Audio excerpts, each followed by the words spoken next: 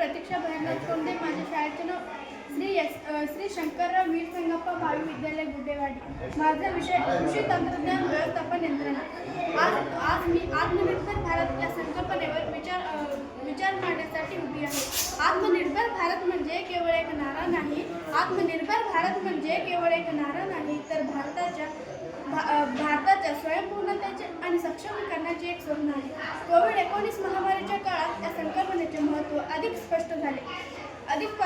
आपल्याला परदेशी वस्तूवर अवलंबून न राहता आपल्या देशातील उत्पादन आणि संसाधनांचा वापर करून आपल्या देशाला अधिक मजबूत बनवायची आहे.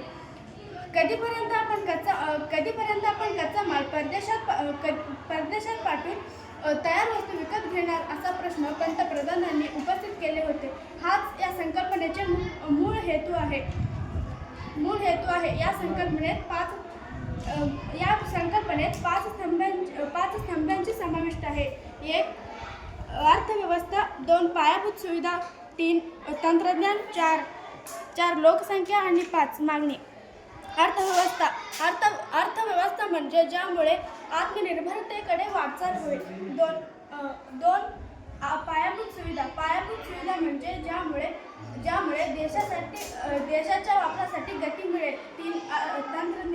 तंत्रज्ञान म्हणजे ज्यामुळे आत्मनिर्भरता व विकासाची प्रक्रिया सुकर होईल. 4. लोकसंख्या म्हणजे जी जगाच्या उपयोगासाठी वापरात होईल. 5. मागणी म्हणजे जे देशांतर्गत उत्पादनांना चालना देईल.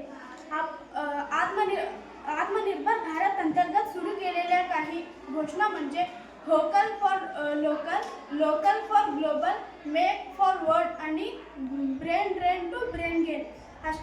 आपण सर्वजण मिळून या संकल्पनेला पाठिंबा दिला तरच आपण एक खऱ्या अर्थाने आत्मनिर्भर भारत घडवू शकतो. चला तर मग आपण सर्वजण मिळून या संकल्पनेत सक्रिय सहभाग घेऊया आणि एक सशक्त स्वावलंबी भारत घडवूया. धन्यवाद.